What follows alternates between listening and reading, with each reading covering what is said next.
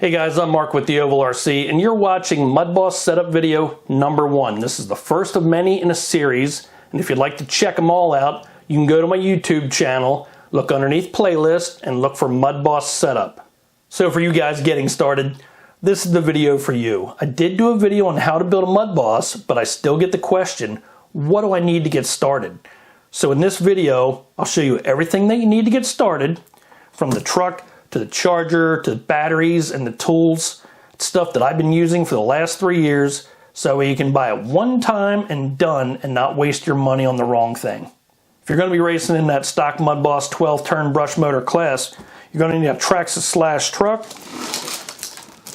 If you look on the side of the box, you'll see model number 58024. That's the one that you want. And you have a choice between two colors on the body. There's blue and red. There's a white dot in front of the red truck. So there should be a red truck inside this box. You'll find that this model here retails for about $189, and you don't need anything special in the truck. It's just got to be a 2-wheel drive Slash with a brush motor, and that's all you really need to get started in the Mudboss class. So let's get the truck out of the box and let's get started.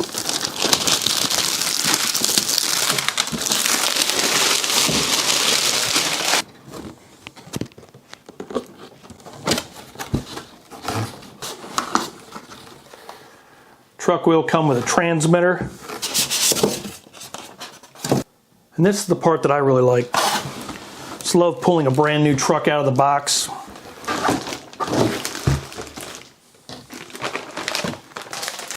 After you pull the truck out of the box, remove the pins, and we'll take the plastic off the truck.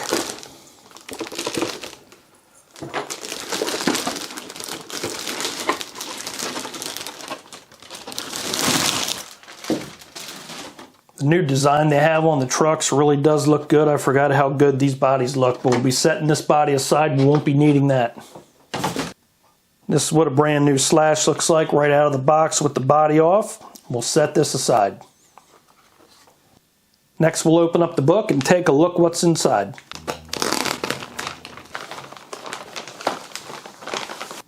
You have your Traxxas Slash Quick Start Guide, sticker sheet, some information about the different Traxxas chargers and batteries, a booklet with some helpful information, and inside an exploded view of the parts breakdown of the truck. And we'll take the rest of the stuff out of the bag. All these extra parts you're going to want to keep because you will use these extra pins and washers for your Mudboss body. There's a foam pad so you can keep your battery in one location, whether it's toward the front or the rear of the vehicle. We'll talk about that later. You get 2 bags with extra shock spacers and different shock pistons to use inside your shocks. And that's important because you can use that stuff in the Mudboss class. You get an extra set of gears. They are a different size, and you'll definitely be using this for oval racing. And you have some tools that will open up.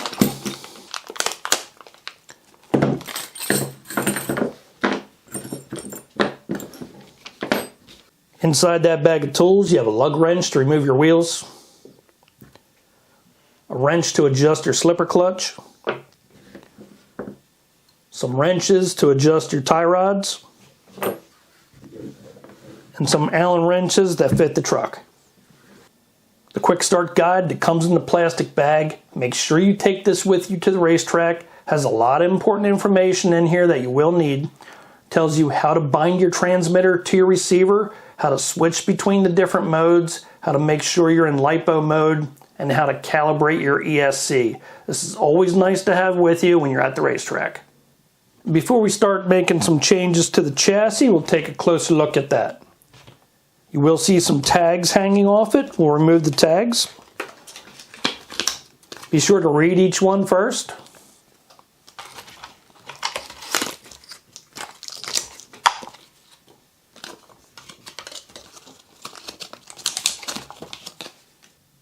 So before I get started removing the parts off the chassis, I'm going to show you guys the tools that I'm using.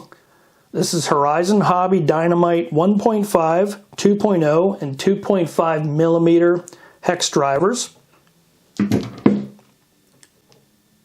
And what I like about them, they have an aluminum handle and a replaceable end. So if the ends get rounded off on the hex drive end, you can replace those ends.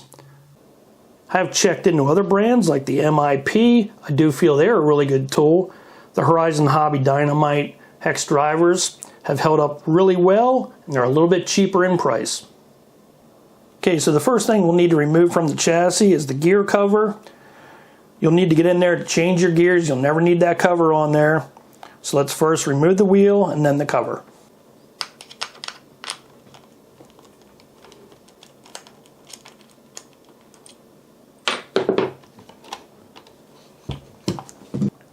Once we remove the lug nut, the wheel will just slide right off.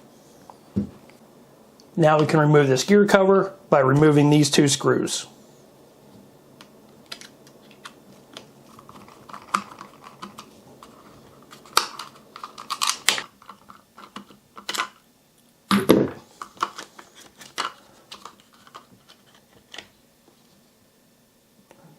We can put the wheel back on.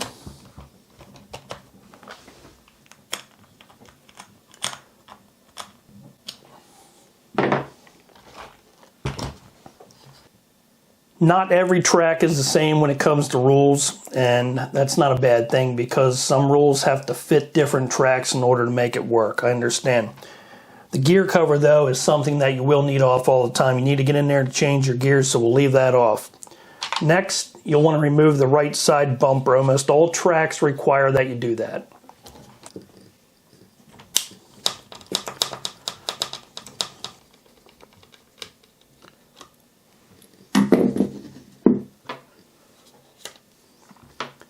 Just undo the screws, and you can lift the bumper right off. It's always good to keep that bumper in your extra parts because it will fit on the left side. Next, we want to remove the front body mounting bracket with the two body posts, and we'll do that by removing these two screws.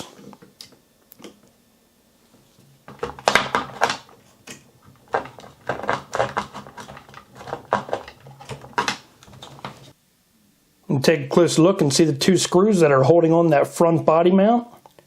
You can pull that out of your way, and that'll help you loosen them screws up with your hex driver.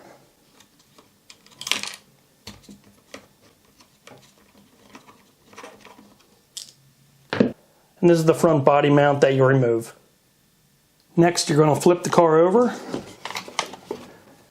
and you're going to remove the front bumper by removing these four screws.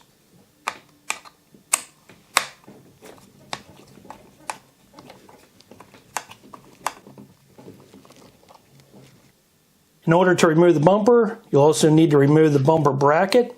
You can do that by removing these three screws. After you have those three screws removed, then you can remove the bumper and the bracket. Next, you will need to install a Traxxas front bumper, and that's part number 2735.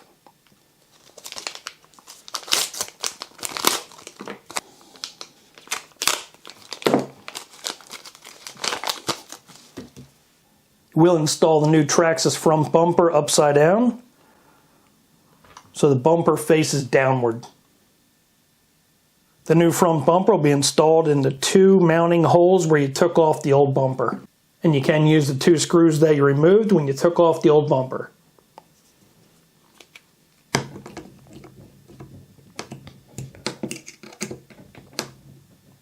Now you can see what it looks like with our front bumper installed. On the left side bumper, the bolt that's toward the front of the car, you want to remove that bolt.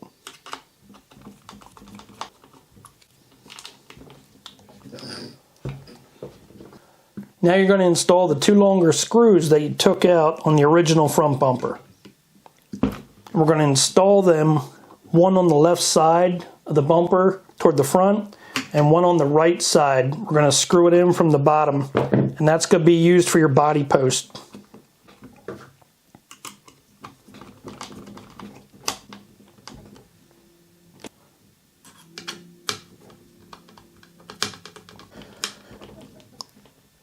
If we flip the car over, you can see how much the bolt sticks up off the body plate. Now we're going to install our body post.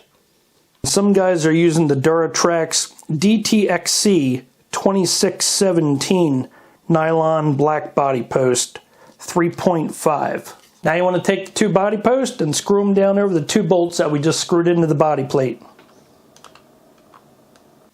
If you're finding it hard to screw the post over the bolt you just installed into the chassis, you can take an existing bolt that you just removed, screw it into the bottom of the post, and then remove the bolt, and then you'll be able to screw it right down over top of the chassis.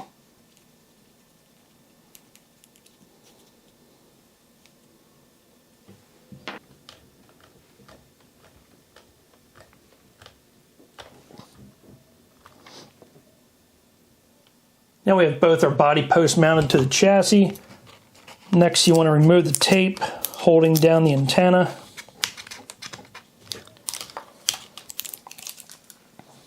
And most guys will just take the antenna wire and lay it right alongside where the battery sits, tape it down into place.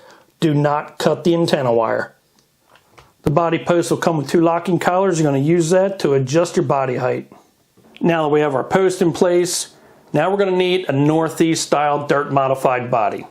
Some tracks will require you to run a Salvas Mudboss body. Others will allow you to run a body made by any manufacturer. So with me today I do have the Salvas Mudboss body, and we'll set this down over our chassis.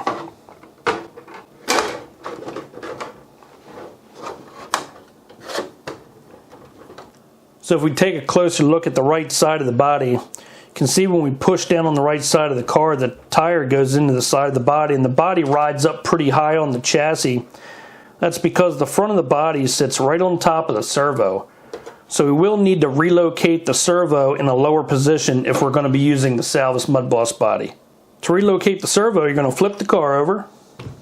We're going to remove the screw right inside the servo horn.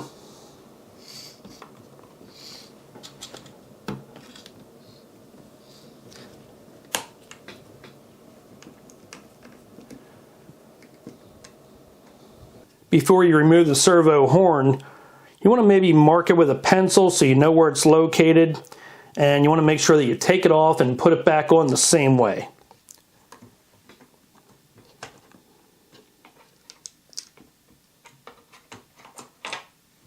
And you're going to remove the 4 screws holding the servo in place. Now all you have to do is lift up the servo and insert it down through the hole. Then you're going to set the servo into place, just mount it on the bottom of the chassis instead. And you'll install the 4 screws in from the bottom.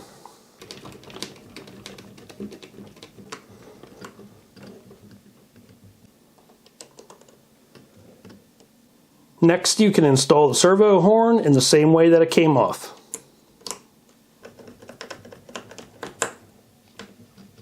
Now flip the chassis back over and we'll see how the body fits.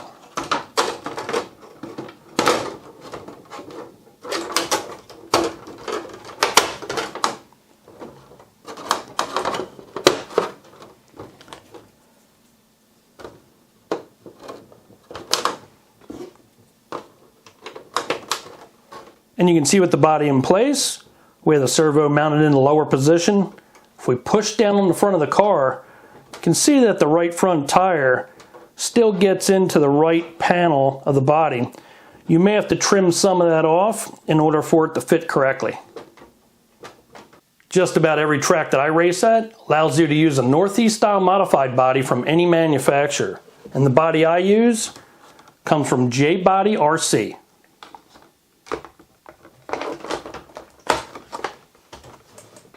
The JbodyRC body fits down nicely over the chassis, and you don't have to relocate the servo if you don't want to. I've been using these bodies from JbodyRC for a couple years now. They come fully assembled, fit right down over a brand new chassis, and they even have a realistic hood scoop that mounts right on top of the hood. The next thing you're going to need is a Lipo battery, and it doesn't come with the truck, and I'm using the Power Hobby 5200 50C 7.4 volt Lipo battery with the Dean's connector. Now you can remove the battery brace.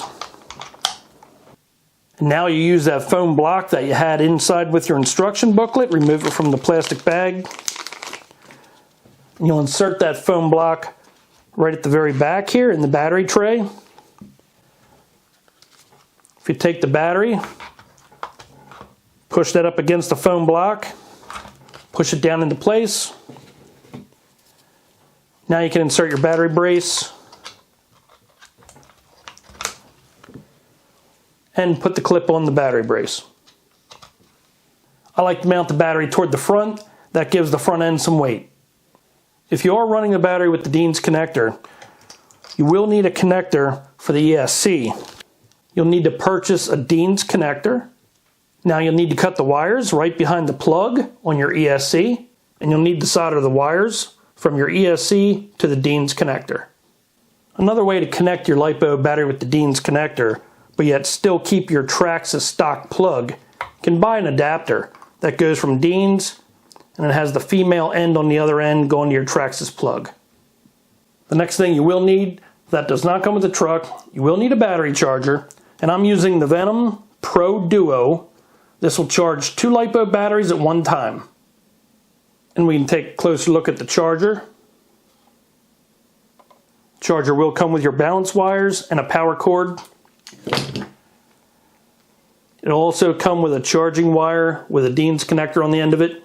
If you'd like to charge 2 Lipo batteries at the same time and they both have the Dean's connector on the end, you will have to buy another power cable with a Dean's connector on the end of it.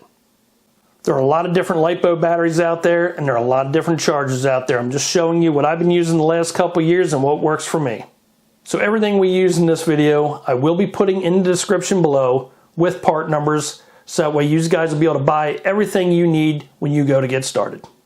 And I wish this was all you had to do to be competitive at the racetrack, but there's a lot more to it, so you're going to have to check out the next video. We're going to rip apart the whole chassis. We're going to squeeze a little bit of speed out of some of these stock parts, so I'm going to show you how to do that. So I hope you guys enjoyed the video. Please subscribe to my channel. Don't forget to hit the bell. You can also join my Facebook group. That's the JbodyRC. We'll see you next time.